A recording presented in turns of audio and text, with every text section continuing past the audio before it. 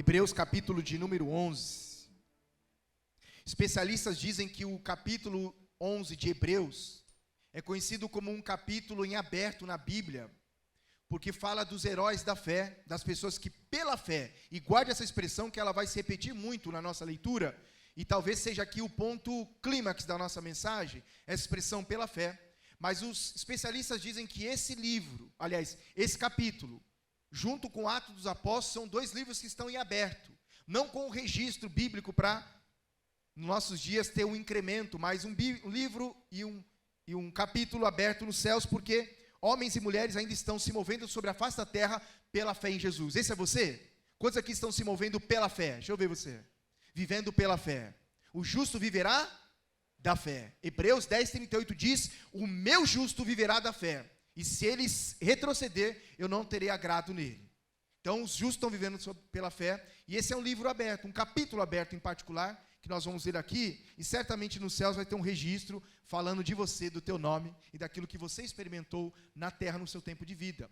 Mas Hebreus capítulo 11, verso número 1, nós temos a definição concreta e poderosa do que é a fé. E na NVI diz assim: ora, a fé é a certeza daquilo que esperamos, ou seja, fé se funde à esperança, aquela perspectiva abençoada e boa de futuro. Fé é a certeza daquilo que esperamos, e a prova das coisas que não vemos, pois foi por meio da fé, ou por meio dela, que os antigos receberam um bom testemunho. Ó, a sequência de pela fé, eu queria que você prestasse atenção e lesse de forma muito particular, e prestando toda atenção, ouvindo e lendo e registrando no seu coração. Verso número 3 diz assim: pela fé, entendemos que o universo foi formado pela palavra de Deus, de modo que aquilo que se vê não foi feito do que é visível. Pela fé, Abel ofereceu a Deus um sacrifício superior ao de Caim. Pela fé, ele foi reconhecido como justo, quando Deus aprovou as suas ofertas. Você vai ver esse registro lá em Gênesis 5:24.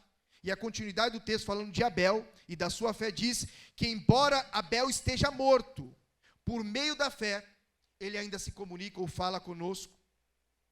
Verso 5, pela fé, Enoque foi arrebatado, de modo que não experimentou a morte, e já não foi encontrado, porque Deus o havia arrebatado, pois antes de ser arrebatado, recebeu testemunho de que tinha agradado a Deus.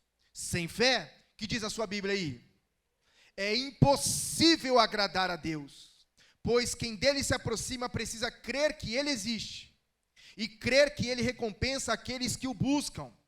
Verso 7, pela fé, Noé, quando avisado a respeito de coisas que ainda não se viam, movido por santo temor, construiu uma arca para salvar sua família.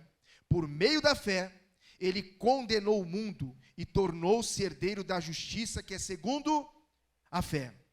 Pela fé, Abraão, quando chamado, obedeceu e dirigiu-se a um lugar que mais tarde receberia como herança, embora não soubesse para onde estava indo. Pela fé, peregrinou na terra prometida como se estivesse em terra estranha. Viveu em tendas, bem como Isaque e Jacó, co-herdeiros da mesma promessa, pois eles esperavam a cidade que tem alicerces, cujo arquiteto e edificador é Deus. Pela fé, Abraão e também a própria Sara, sua esposa, apesar de estéril e avançada idade, recebeu poder para gerar um filho, porque considerou fiel aquele que lhe havia feito a promessa. Assim, daquele homem já sem vitalidade, originaram-se descendentes tão numerosos como as estrelas dos céus e tão incontáveis como a areia do mar. Dá um salto para o verso de número 17 aí. Pela fé, Abraão, quando Deus o pôs à prova, ofereceu Isaque como sacrifício. Aquele que havia recebido as promessas estava a ponto de sacrificar o seu único filho, embora que a sua descendência será considerada, por meio de Isaque, a sua descendência será considerada. Verso 19, Abraão levou em conta que Deus pode ressuscitar os mortos e, figuradamente, recebeu Isaque de volta dentre os mortos. Pela fé, Isaque abençoou Jacó e Esaú com respeito ao futuro deles. Pela fé, Jacó, à beira da morte, abençoou cada um dos filhos de José e adorou a Deus, apoiado na extremidade do seu bordão. Verso 22, pela fé, José, no fim da vida, fez menção do êxodo dos israelitas do Egito e deu instruções acerca dos seus próprios ossos. Pela fé, Moisés, recém-nascido, foi escondido durante 3 meses por seus pais, pois estes viram que ele não era uma criança comum e não temeram o decreto do rei. Pela fé, Moisés, já adulto, recusou ser chamado filho da filha do faraó, preferindo ser maltratado com o povo de Deus a desfrutar do pecado durante algum tempo. Por amor de Cristo, considerou desonra uma riqueza maior do que os tesouros do Egito, porque contemplava a sua recompensa. Pela fé, saiu do Egito, não temendo a ira do rei, e perseverou porque via aquilo que é invisível. Pela fé, celebrou a Páscoa e fez a aspersão do sangue, para que o destruidor não tocasse nos filhos mais velhos dos israelitas. Pela fé, o povo atravessou o Mar Vermelho como em terra seca, mas quando os egípcios tentaram fazê-lo, ou seja, atravessar o Mar Vermelho, morreram afogados. Pela fé, caíram os muros de Jericó, depois de serem rodeados durante 7 dias. Pela fé, a prostituta Raabe, por ter acolhido os espiões, não foi morta com os que haviam sido desobedientes. Que direi mais? Não tenho tempo para falar de Gideão, de Baraque, de Sansão e de Jefté, de Davi, de Samuel, os profetas, os quais, pela fé, conquistaram reinos, praticaram a justiça, alcançaram o cumprimento de promessas, fecharam a boca de leões, apagaram o poder do fogo e escaparam do fio da espada. Da fraqueza tiraram força, tornaram-se poderosos na batalha e puseram em fuga exércitos estrangeiros. Pelo que eles fizeram tudo isso? Pela fé. Há na ministração da mensagem, da propagação do evangelho, da ministração pública das escrituras, um aspecto também didático, que não exclui o aspecto profético da proclamação do evangelho. E profético não é o modo como alguém comunica o evangelho. Profético é o evangelho sendo comunicado ao coração desejoso de pessoas como eu e você, que estamos aqui, você participando conosco, de receber o poder que só pode vir do reino de Deus. Como cantamos, que os céus fechados se abram, que o reino venha mover, porque a nossa fé e a nossa esperança estão no nosso Deus. Esse é o aspecto profético da mensagem. Há um aspecto importante da mensagem que é de esperança.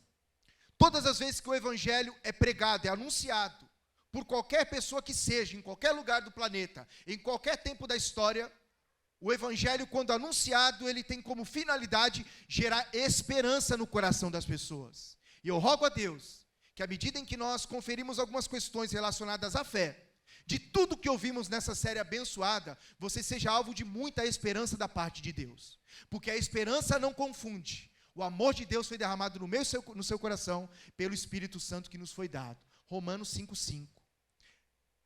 É didático, é profético e é esperançoso a pregação do Evangelho. Mais um aspecto didático é importante, eu queria que você prestasse atenção nisso. Todas as vezes que um texto, seja ele um versículo, seja ele um conjunto de versículos, um contexto, um capítulo, um livro, ele enfatiza um aspecto várias vezes, aquilo é mais importante no texto. Todas as vezes que você vê a repetição de uma expressão no texto, é que o autor do texto, inspirado por Deus, quer trabalhar aquele aspecto destacado e muitas vezes repetido, como sendo a ênfase que está sendo ministrado. E eu perguntei para você, você guardou na memória, está me acompanhando no raciocínio didático para a gente entrar e mergulhar no aspecto profético e esperançoso, que é a expressão que mais se repetiu no texto, qual foi? E se você tem toque, você contou quantas vezes a gente usou a expressão pela fé. Eu tenho umas manias assim. Está escrito alguma coisa aqui na tela. Eu fico contando quantas vezes a palavra, a vogal A se repete. Eu fico com essas doideiras, assim, eu estou prestando atenção e a minha cabeça está viajando para eu ver as questões, é toque. Depende se você se semelha a mim. Se você contou, você é muito abençoado. Mas qual é a expressão que mais se repete no texto? Pela fé. E esse pela fé, em todas as vezes que foi associado a um nome, alguns foram repetidos. Abraão é o que mais se repete aqui, que pela fé Abraão fez, pela fé Abraão se movimentou, pela fé outros fizeram, outros se dedicaram, outros tiveram uma atitude. É que esta fé, ela é uma fé móvel, não é uma fé estática. E eu queria chamar a sua atenção, se você não participou de todos os encontros dessa série chamada As Obras da Fé, você perdeu alguma coisa muito importante. Eu queria dizer para você que tem uma boa notícia. Lucas ajudou a gente lá na nosso portal Comuna no YouTube, tem um combozinho chamado Playlist. Está bem organizada lá as mensagens, para você entender de onde nós partimos dessa mensagem. Eu tive o privilégio de abrir essa mensagem dizendo que a fé, ela é muito mais ativa do que passiva. Embora ela seja ativa e passiva, algumas vezes passiva, outras vezes ativa, em outros momentos passiva e ativa. E para não dar o nó na sua cabeça, a fé pode ser ativa, ela pode ser passiva. Mas tem perigos nessas questões que nós fomos destacando. Eu abri essa série de mensagens na primeira quarta-feira de outubro, falando sobre esse aspecto de fé e obras, obras e fé, baseado na expressão de Tiago, que é um apóstolo de Jesus, que andou com Jesus, e ele é muito assertivo e direto em tudo que fala. E ele escreve que a fé sem obras, ela é morta. Então está dizendo, se alguém quer conhecer a fé de alguém, precisa observar como essa pessoa vive. E geralmente uma pessoa que vive pela fé, ela tem obras concernentes à fé. E a finalidade das obras praticadas pela fé são duas. Primeiro, glorificar a Deus.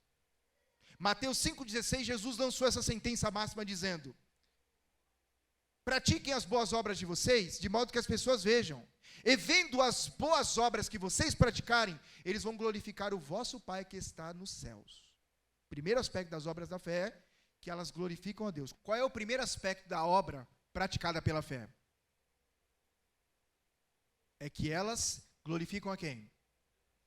Eu estou só nivelando aqui para a gente partir de um pressuposto, que eu não vou pregar tudo o que já aconteceu, mas só para aguçar você a ter contatos. Se você perdeu alguma das nossas ministrações, estivemos aqui eu, o Anderson Paulino, que se tornou pai, está ausente um tempinho, o Eliel Matos ministrou também, pastor e doutor Jorge Luiz Mantua também, e todas as vezes, depois da primeira semana que eu conceituei de forma geral a questão do que nós íamos falar aqui, todas as vezes que voltamos a partir da segunda vez, nós falamos da fé num aspecto prático.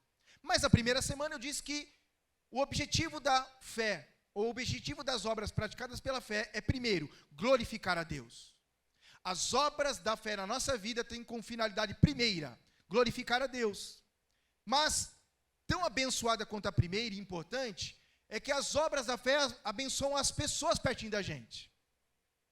Você certamente deve ter alguém na sua vida, ainda que você seja um crente novinho, ou ainda não seja alguém que entregou a sua vida a Jesus, participando conosco aqui ou em casa. Você certamente tem alguém que você admira muito.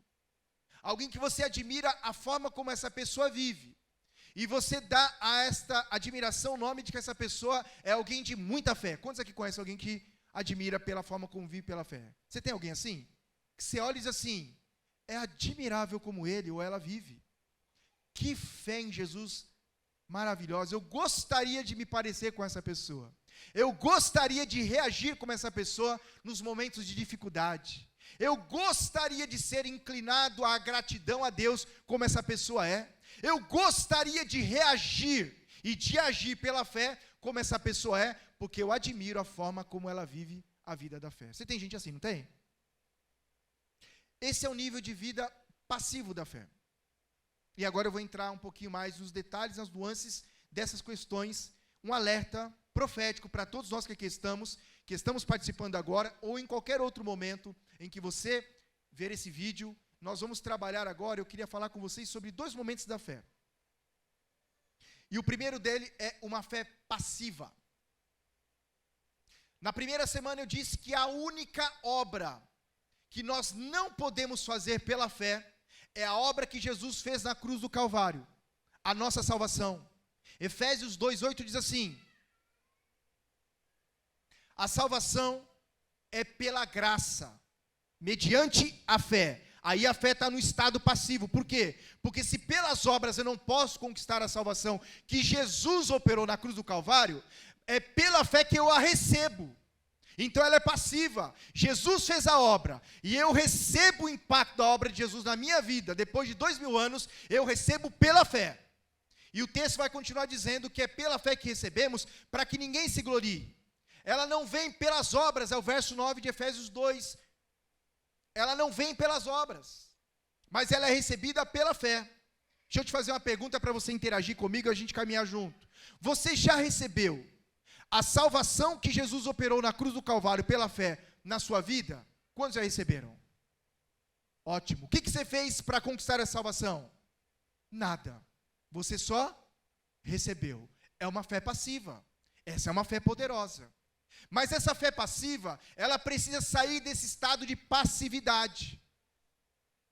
E eu vou explicar um pouquinho melhor para vocês o que isso quer dizer. Nós corremos o risco de achar que tudo que Deus vai fazer não passa pela nossa participação, por motivos gerais. 2 eu queria destacar. Primeiro, por preguiça mesmo. Porque a fé, ela é como se fosse um músculo que se ativa em nós.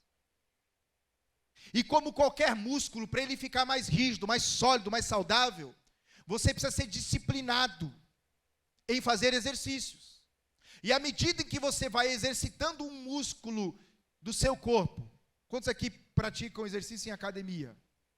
Você sabe que determinados exercícios, eles são para alguns pontos do nosso corpo, para músculos específicos. Então, se você quer definir um músculo específico, você fazer uma série de exercícios voltado para aquele músculo. E certamente em algum momento, que não é o primeiro dia da academia, não é o segundo, é a primeira semana, vai demorar um tempinho, lá pelas tantas, pelo exercício regular de você fazer aquela atividade, daqui a pouco aquele músculo está crescido. Por quê? Porque você exercitou. Se você para de exercitar um músculo específico do teu corpo, o que acontece com ele? Ele retrocede. Ele fica flácido. Ele volta àquele estado que estava antes, só que agora com uma carinha mais feia. Sabe aquela sensação que as mulheres têm de não dar tchau por causa dessa carninha aqui embaixo? E eu não vou mexer nesse assunto, tá bom? Mas se você trabalhar esse músculo, daqui a pouco você está dando tchau e ele fica no mesmo lugar. E geralmente quem está assim está usando regata. E como diz o pedreiro que me ajudou outro dia, fica se amostrando. Tudo amostrado, pastor. É um músculo. A fé é assim. Nós recebemos a fé de Jesus para viver. Se nós exercitarmos essa fé vai ficar mais rígida, mais forte, mais robusta, mais saudável e mais poderosa. Então você pode receber uma salvação para a era vindoura, para quando Jesus voltar e levar você e está tudo bem.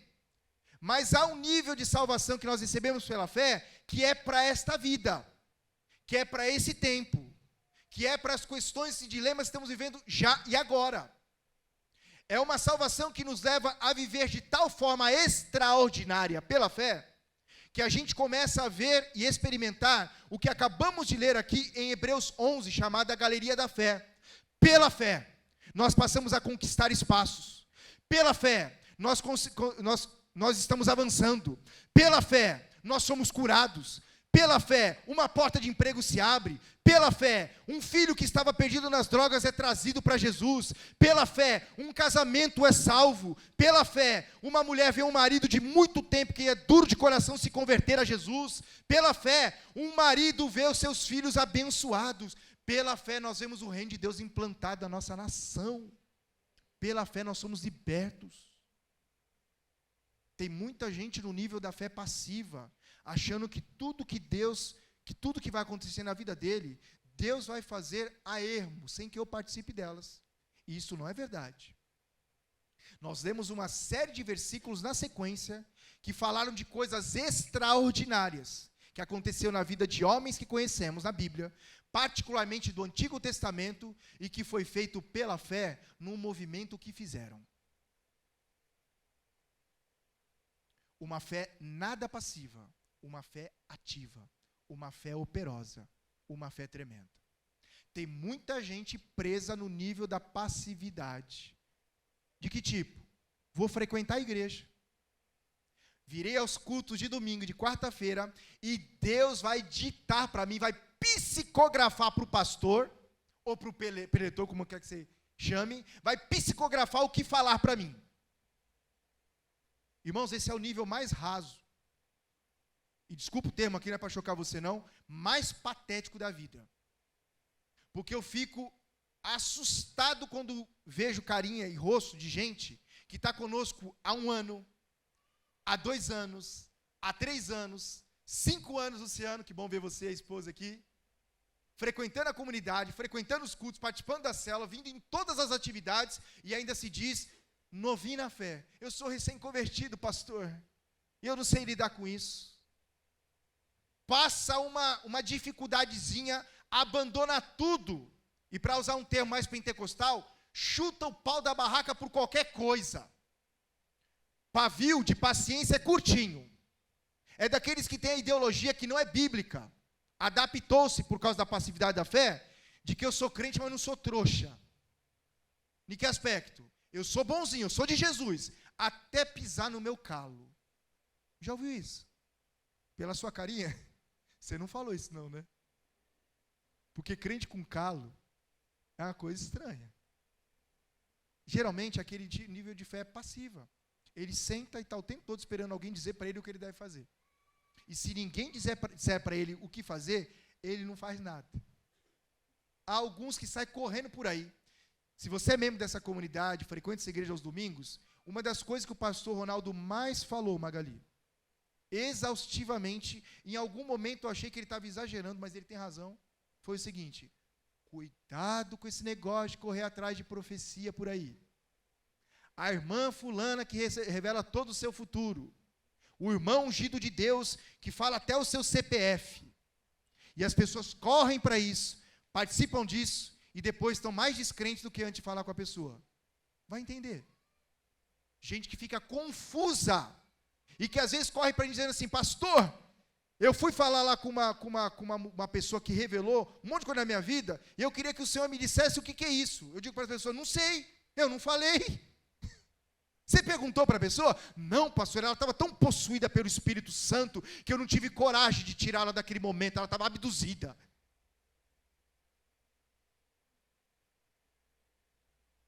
É uma fé passiva, é uma fé frágil, é uma fé embrionária.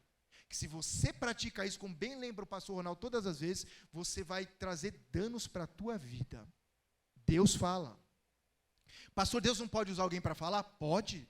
Eu já tive algumas pouquíssimas experiências em que Deus, por causa de alguma coisa dentro de um contexto, usou alguém para dizer para mim alguma coisa específica. Mas por causa da minha relação com Deus, eu tive capacidade de discernir que aquilo vinha de Deus. E pude questionar a profecia e não o profeta. E pude então compreender que era Deus querendo falar comigo, porque talvez eu não teria sensibilidade para ouvi-lo, mas correr atrás dessas coisas, não. Todas as pouquíssimas vezes que eu conto nesses 2 dedinhos que me aconteceram a experiência, aconteceu porque Deus providenciou. Eu nunca corri.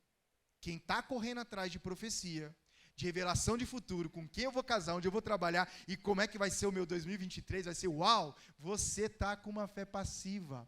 Esta fé vai trazer prejuízo para você. Lembra do aspecto didático que eu falei? É didático, mas é profético. Cuidado com esse negócio de correr atrás de profecia. Se Deus quer falar com você, dobra o seu joelhinho. Dedique tempo de oração.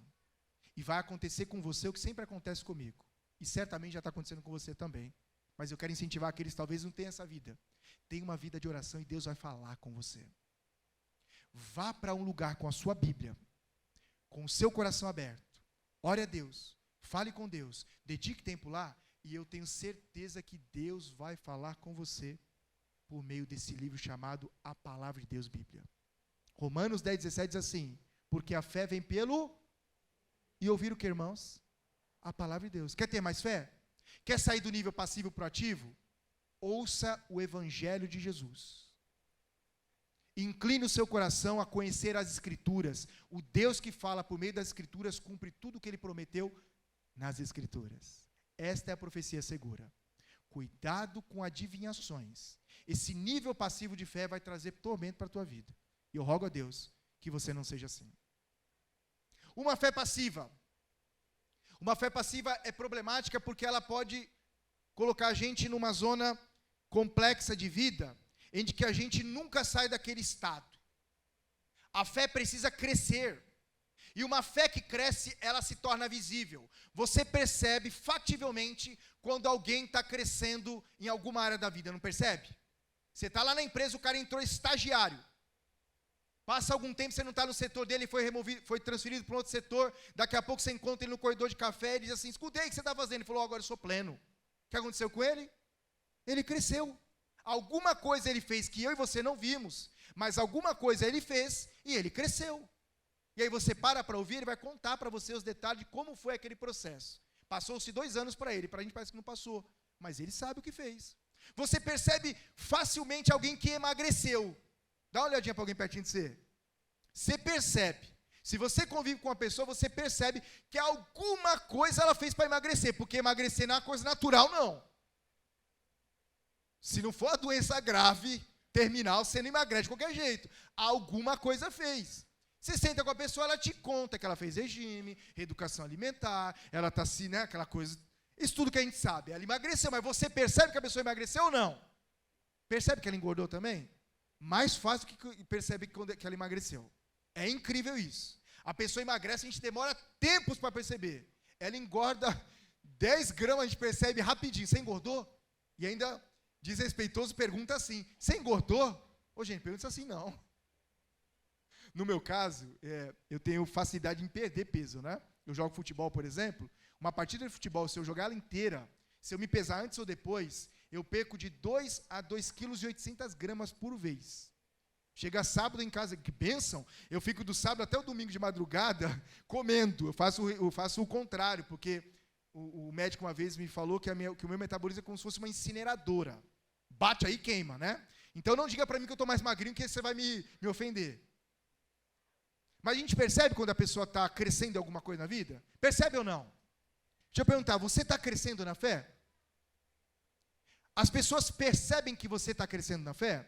Geralmente as pessoas percebem que você está crescendo na fé quando elas veem a forma como você vive e elas dizem assim: que coisa tremenda. Quando eu estou pertinho de você, eu me sinto bem. Você chega, eu fico em paz. Você chega, me dá uma alegria no coração. Você tem um jeitinho de viver a vida que me encanta, que me torna uma pessoa admiradora de você. Geralmente você está crescendo na fé quando as pessoas dizem isso para você. Se você tem ouvido isso das pessoas, pode ter certeza, você está crescendo na fé, porque o elogio que ela está fazendo é a forma como você vive. E vejam, a fé em Jesus, guarde o que eu vou dizer para vocês, a fé em Jesus, ela muda a forma da gente viver. Isto é básico. É impossível você conhecer Jesus, ter uma experiência viva com Jesus e continuar vivendo do jeitinho que você vivia antes de conhecer Jesus. É impossível. Segundo aos Coríntios, capítulo 5, verso 17, diz que se alguém está em Cristo, nova criatura é. As coisas velhas se passaram, tudo se faz novo. Se você está em Jesus, há uma diferença enorme como você vivia antes de Jesus e depois de Jesus. Porque a fé em Jesus mexe profundamente com a gente. O Evangelho de Jesus, quando alcança a nossa vida, ele põe luz nos porões da nossa existência. As misérias da nossa vida, que a gente escondeu de muita gente, das pessoas até mais próximas, ficam patentes aos olhos de Deus. Nós ficamos desnudados. Aquela sensação que Adão teve quando ele caiu no Éden com a sua esposa Eva, e quando ele ouviu os passos do mesmo Deus, que toda tarde ia ter com ele, ele ouviu os mesmos passos e temeu, porque ele estava em pecado. E Deus pergunta a ele: Adão, onde você está? A pergunta não é porque Deus não sabia, que Deus estava tentando trazê-lo de alguma forma para a sobriedade e para o arrependimento. Ele diz: Senhor, eu me escondi, eu temi o Senhor. O pecado gera em nós temor, medo de Deus. Quando a gente não está mais em pecado, a gente não tem medo de Deus, a gente tem prazer em Deus. E a nossa vida fica exposta diante de Deus. As misérias do nosso coração são denunciadas. Nós nos arrependemos dos nossos pecados, abandonamos e passamos a viver uma nova vida. E as pessoas percebem. Por quê? Porque se você antes de Jesus era muito mentiroso, por que eu disse muito mentiroso? Porque eu era. Mentiroso sem vergonha. Eu tinha um prazer em mentir, e eu tentava me enganar dizendo o seguinte: eu não estou mentindo, eu só estou dando uma melhorada no que eu quero que seja no futuro. Não, eu era mentiroso. Eu tinha dificuldade de falar a verdade. Quando você começa a ser mentiroso e vai progredindo nisso, você vira um mentiroso contumaz. Já não sabe nem que se você é você mesmo, se seu nome é esse, mentiroso. Se você tinha essa história na sua vida, como eu tive, você sabe que depois de Jesus, a gente é até tentado falar mentira, verdade ou não? A gente é tentado a mentir? Muitas vezes. Você não é? Fala, Jesus. Mas olha, é tão bom quando a sua boca agora é usada por Deus para falar a verdade, como ela é, ainda que prejuízo alcance a nossa vida. Foi você que fez? Foi. Você deixou de fazer? Deixei. Ainda que uma demissão bata a porta, que delícia é você deitar no travesseiro e dizer o seguinte: estou em paz com Deus, com a minha consciência e com a minha fé. Então as pessoas percebem, até tempos atrás você era um mentiroso, agora você fala a verdade, as pessoas ficam assustadas. O que aconteceu com esse cara? Num determinado momento elas acham que passou uma lavagem cerebral em você, foi para a igreja e fizeram uma lavagem cerebral. Pode ficar tranquilo que daqui a pouco vai passar esse estado de lavagem cerebral e ele vai voltar a ser aquele mentiroso favorito da gente. Ela vai percebendo que não. Que agora você não só fala a verdade, como você vive na verdade. E aí isso atiça a curiosidade nas pessoas. Elas perguntam: desculpa, não quero te ofender, mas o que aconteceu que você não está mentindo mais? Aí é a hora que você então diz a razão da sua fé. Pela fé, você sai do estado passivo e vai para o estado ativo de comunicar às pessoas o evangelho, pela melhor via de comunicar o evangelho, pela sua própria vida. Olha, eu um dia tive um encontro com Jesus. Eu descobri que Ele é a verdade. E agora eu estou vivendo com a verdade dentro de mim. Eu não tenho mais condição de usar minha boca para contar mentira. Ainda que você não goste mais de mim, eu vou viver na verdade. Como tem gente que se converte, tendo uma experiência de alguém que é um antes e outro depois de Jesus. É impossível continuar o mesmo, escravo do pecado. Você pode até lutar a vida toda com tentações que você tinha antes de Jesus, porque todos nós temos áreas de vulnerabilidade na vida. Mesmo um crente, uma crente em Jesus, tem áreas de vulnerabilidade na vida, tentações que o diabo conhece, que você conhece e que Deus conhece também. A questão é, pela fé, nós estamos submetendo essas áreas vulneráveis da nossa vida àquele que é poderoso para nos guardar, nos libertar e nos manter íntegros e santos. Isso é evangelístico. Se sai do estado da passividade, de ficar sentadinho, observando tudo, criticando, dizendo se a mensagem foi boa ou ruim, se você gostou ou não. Mas pela fé, nós podemos romper todos os limites do estado passivo. Estado passivo da fé é aquela fé que a gente parece que liga sabe quando você liga seus dados móveis, sua rede, e você quer conectar, você pede o seguinte: me dá a senha aí da Comunidade da Graça, para eu ativar aqui a minha internet. Tem gente que vem para a igreja assim. A fé dela é como se fosse um radarzinho que pega o sinal. E se ela encontrar a senha mágica de Deus, ela vai receber toda a bênção de Deus. Isso não existe. Embora Deus nos abençoe, embora Deus queira nos abençoar, a nossa fé não tem esse estado, ou não deveria ter estado mínimo de ser passivo, ou seja, eu estou aqui só para receber.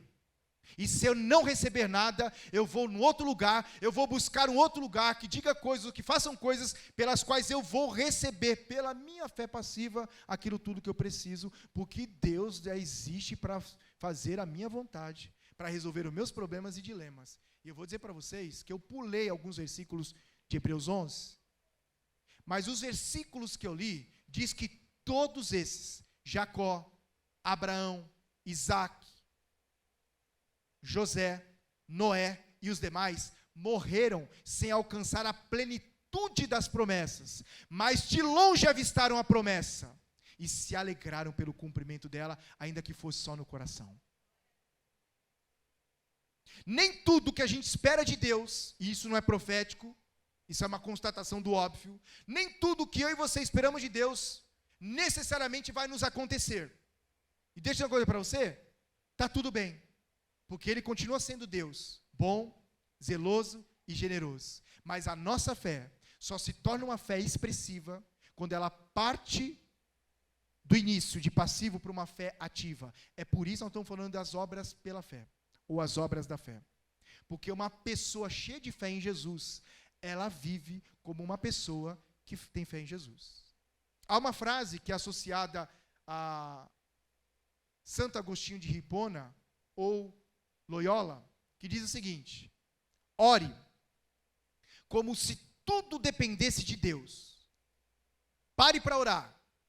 E na hora que você estiver orando, ore confiando que tudo depende de Deus. Mas depois de orar, trabalhe como se tudo dependesse de você.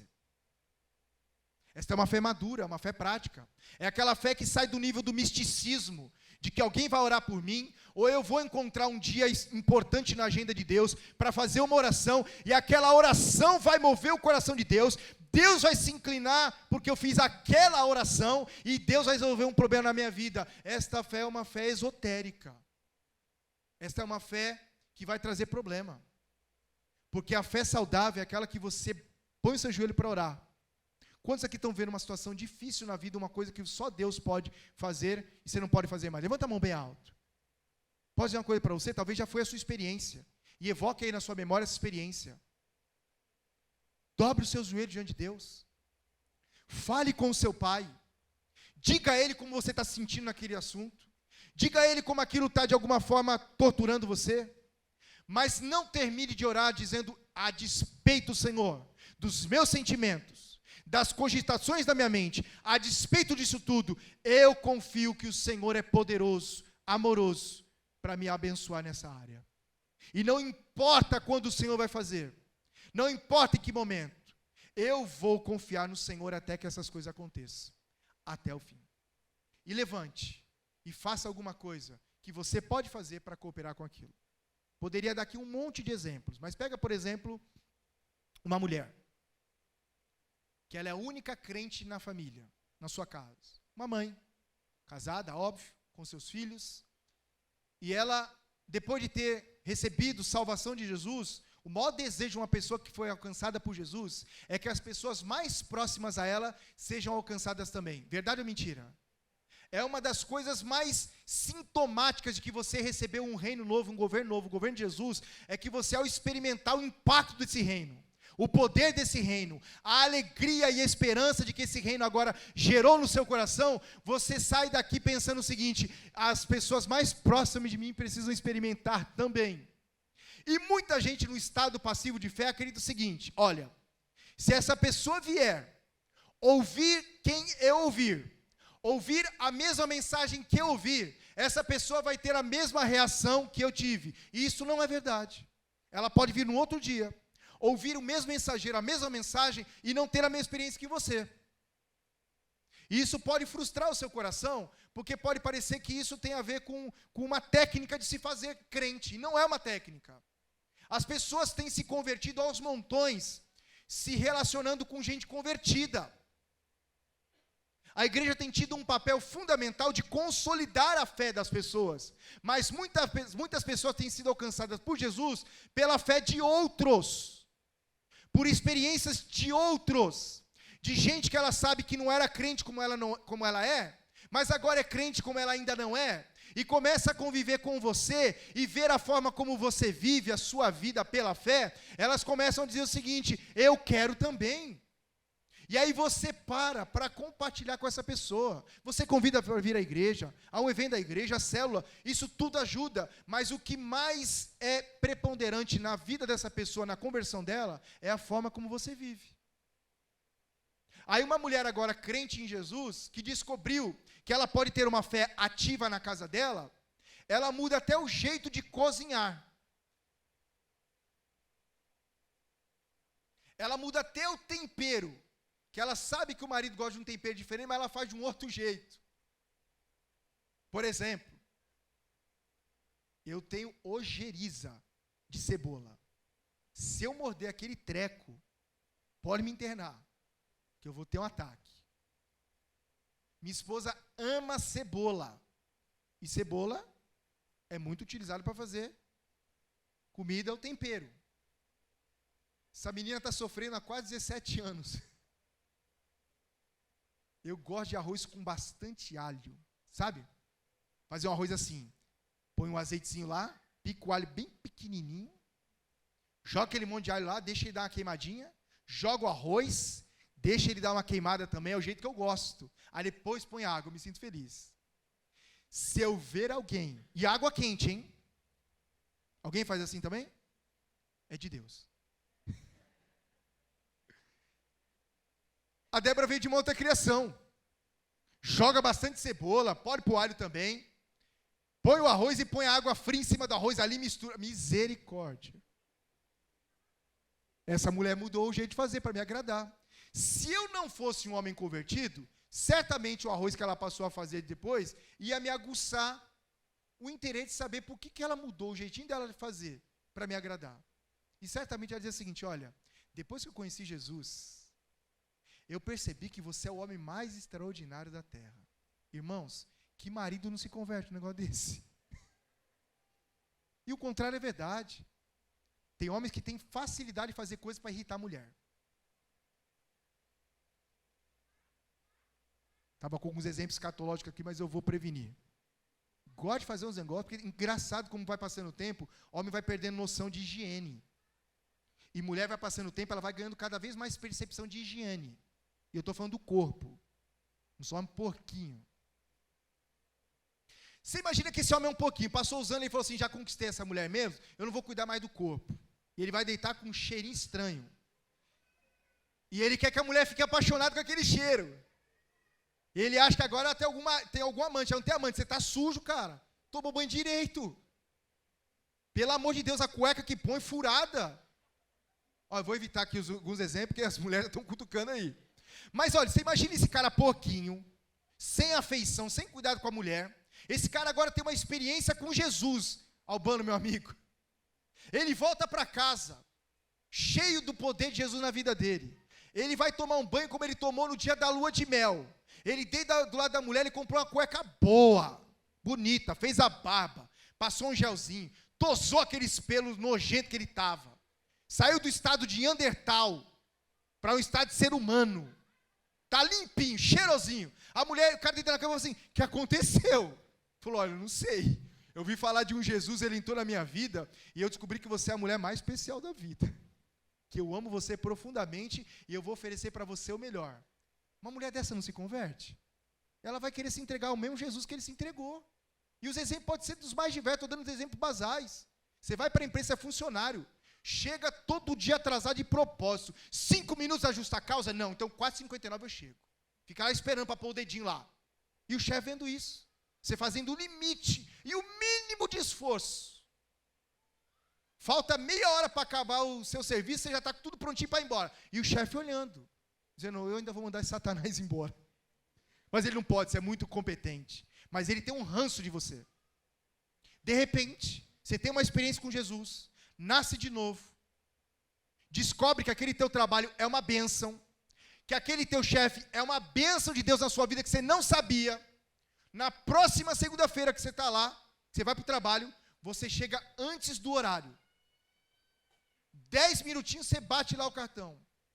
Dá 10 minutos na sexta-feira para acabar o trampo, você diz assim: ô chefe, precisa de mim para mais alguma coisa? Estou aqui. O cara tem um pulo na cadeira. Fala: o que aconteceu com esse cara? Chama você na sala e fala assim: escuta, o que aconteceu com você? Eu tive um encontro com Jesus.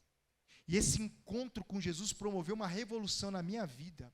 Eu descobri que o trabalho é uma bênção, que esse trabalho que você me deu é uma bênção, e que você é uma bênção de Deus na minha vida.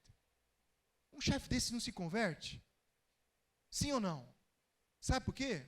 Porque a fé saiu do estado passivo de só receber para um estado ativo de oferecer. Pela fé, a gente passa a andar. Pela fé, a gente passa a viver. E pela fé, a gente passa a desfrutar das mais poderosas bênçãos de Deus, que é a aprovação de Deus. Deixa eu terminar com você chamando meu amigo do piano, e daqui a pouco a banda. Você não precisa abrir esse texto, mas guarde o seu coração para você conferir em casa. Olha que coisa extraordinária, uma narrativa bíblica de João 4. A partir do verso 42 até o 57. Conta uma história linda. De certa vez que Jesus foi à cidade da Galileia. E lá na cidade da Galileia ele se encontrou com um oficial do rei, um homem de uma posição elevadíssima, que morava em Cafarnaum, uma outra cidade. E nesse dia que Jesus chegou em Caná, ou chegou na Galileia, esse homem, sabendo da fama de Jesus, e tendo um filho doente em casa, em Cafarnaum, em outra cidade, imagina a cabeça desse pai, trabalhando, ele sabendo que Jesus estaria na Galileia, ele corre para encontrar-se com Jesus e faz para Jesus um pedido especial que todo pai faz para um filho num estado grave. E o filho estava no estado grave de doença, que era uma doença para a morte. Jesus, o Senhor pode ir até a minha casa, lá em Cafarnaum. Eu tenho um filho muito adoentado, meu filho vai morrer. Se o Senhor for até lá, o meu filho vai viver. Jesus diz assim para ele: pode voltar para sua casa. Eu não vou. Mas quando você chega lá, você vai encontrar o seu filho vivo. A Bíblia diz no verso 51 que esse homem sai correndo, voltando para Cafarnaum. Uma viagem longa. No meio do caminho, uma comitiva que estava trazendo para ele uma notícia boa, o encontra, o intercepta e diz assim: olha, não sabemos o que aconteceu, mas nós viemos correndo te contar que o seu filho foi curado. E o que me encanta é que no verso 52, ele pergunta para aqueles mensageiros de boa notícia: que horas ele melhorou? Qual foi o exato momento que o meu filho melhorou? E eles responderam sem entender: olha, era 1h, 13 horas no nosso relógio. 1h, incrivelmente esse menino sarou. Ele lembrou-se que foi a exata hora que Jesus disse a ele: seu filho não morrerá. Mas o que me encanta nessa narrativa bíblica é que ele teve o interesse, primeiro, de buscar em Jesus solução para uma necessidade que ele não podia resolver por si só, talvez nem pela sua posição, sua condição social, econômica e financeira. Mas ao voltar para casa, depois de ouvir de Jesus: eu não vou, mas o seu filho vai estar curado, esse homem tem o cuidado de perguntar para aquela comitiva de boas notícias que hora aconteceu, porque ele queria certificar-se que aquele homem com quem ele teve um encontro, aquele homem para quem ele abriu o tesouro do seu coração, os seus medos, e ouviu daquele homem cuja fama era conhecida: pode voltar para casa porque o seu filho será curado. Ele queria saber se era exata a hora que Jesus havia falado, e ele conferiu que exatamente na hora em que Jesus disse, o filho foi curado. O texto termina dizendo que ele, o homem que havia ido até Jesus só para ver o filho curado, se converteu. E toda a família, pelo testemunho de um homem, foi alcançado e converteu-se também. O estado mais lindo da fé não é o estado originário, o estado da passividade, aquele estado que a gente fica como se fôssemos mendigos da fé. Tem muita gente vivendo nesse estado de mendicância na fé. Está sempre indo a Jesus para pedir coisas, tratando Jesus como sendo alguém que tem muita riqueza e quem sabe não vai ser generoso comigo em algum momento. Muita gente que ainda não descobriu que esse Jesus a quem nós recorremos às nossas angústias e dores, esse Jesus é o Filho bendito de Deus o Pai, que na pessoa de Jesus nos adotou como filhos também, e que nós podemos desfrutar nessa vida, pela fé, de tudo que Jesus conquistou para nós na cruz do Calvário. Nós podemos dizer, porque Jesus ensinou a gente, Pai Nosso. Quando nós batemos na porta do céu por alguma necessidade, nós não estamos batendo na porta de uma divindade, que talvez se agrade de nós para nos abençoar. Nós estamos recorrendo a um Pai, que em todo tempo nos ouve, e quando vê o nosso clamor de socorro como filhos, Ele se inclina para cuidar da gente. Ainda que as coisas não se resolvam imediatamente, a presença do nosso Pai está conosco o tempo todo. Eu tenho uma filha, quase 10 anos de idade, Everton. Se eu ouço em algum cômodo da casa um grito desesperado de algum desastre que ela cometeu com ela mesma, eu fico em pânico. Não é assim com você, pai e mãe? Ouve o grito, toca lá o telefone da escola no meio do período, o telefone da escola tocou, o que ativa em nós? Senso de urgência, senso de responsabilidade. O que surge em nós é aquele amor cuidadoso, zeloso. Nós que somos imitados e maus, nós nos dedicamos aos nossos filhos assim. O nosso Pai está o tempo todo olhando para nós, com um olhar de bondade, de misericórdia e atento a nós. A fé que agrada a Deus é aquela fé que sai do estado passivo para uma fé ativa. Quando em algum momento, estágio da vida, os filhos se tornam parceiros. Quantos aqui são pais de filhos já adultos? Que gostoso quando nossos filhos não deixam de ser filho nunca, mas passam a ser nossos amigos. Se preocupam com as coisas da nossa vida. São capazes de ligar no meio da tarde, mesmo não precisando de nada, dizer assim: pai, eu estou te ligando para dizer o quanto eu te amo. Alguma coisa, pai, que você queira? Quando eventualmente ligo para minha mãe e digo: mãe, saudade de você. Você está precisando de alguma coisa, mãe? Vou passar aí para dar um abraço em você. Quando a gente sai do nível de filhos que só pedem, para filhos que se preocupam com as coisas do nosso Pai. Todas as vezes que a nossa fé é ativa, todas as vezes que nós usamos a nossa fé para abençoar alguém, há um sorriso no rosto do nosso Pai, e nós passamos a crescer na fé, a desenvolver a fé, e a viver mais abençoados na terra.